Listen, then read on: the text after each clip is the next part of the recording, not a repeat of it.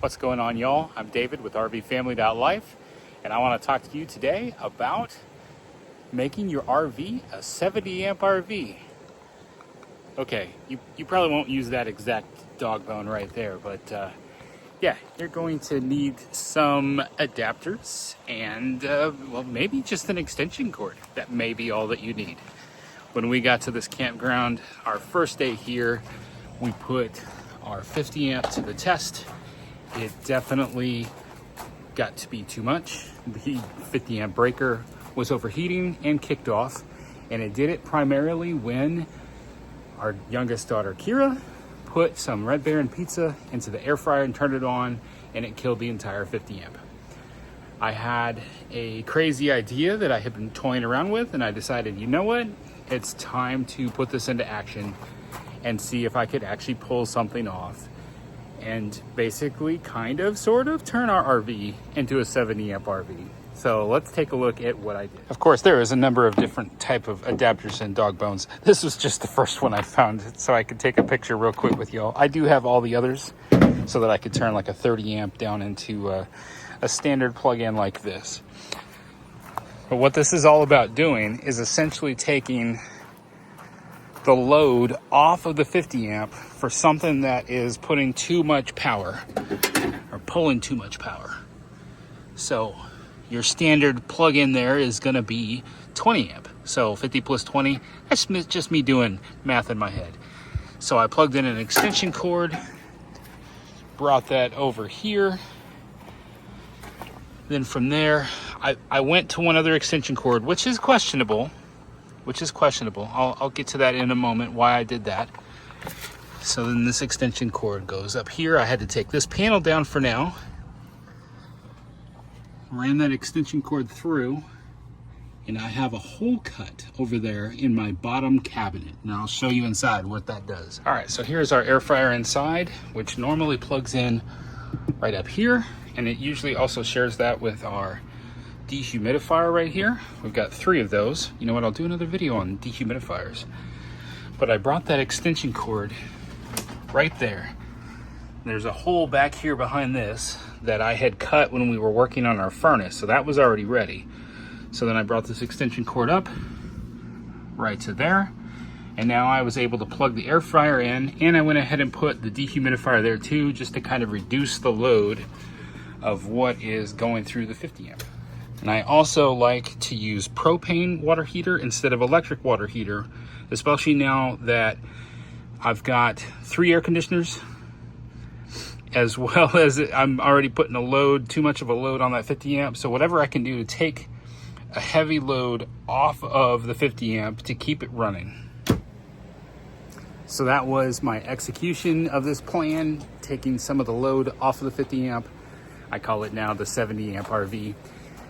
The idea first got into my head when we first got this RV. Within just several months of having it, we were in Port Aransas, Texas, where in March it wasn't too hot, but it can get really hot down there in the summertime.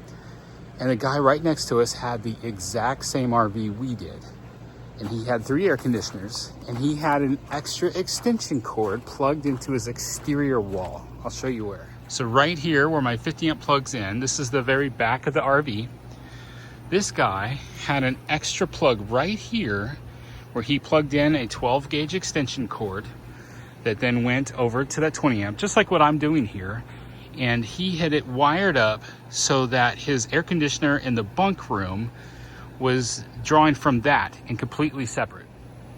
Obviously that would be ideal, but at this point, I think that would be a lot more work to run that extra plug right there. But this is there's a lot of ideas coming to my head right now. So some of these would be easier to do. So obviously I would have to come through the ceiling and down this wall with that extra adapter to plug that in right there. I mean, it's possible, but that is quite a bit of work. So what I'm thinking is this is also how I run Starlink. Starlink goes up through here with my water hoses and then goes around. My Starlink router sitting right there right now. How cool would it be if I had some kind of a plug that I put maybe up here with this plug-in something to this effect where I needed this, and then I wire to several different spots inside. I could put like orange outlets instead of the typical black ones. And whenever I get into a situation like this, I could hook this up and then move the plugins of whatever it is that I want to alleviate off of the 50 amp. Just a fun, cool idea. Trying to think ahead of how we can make this function better.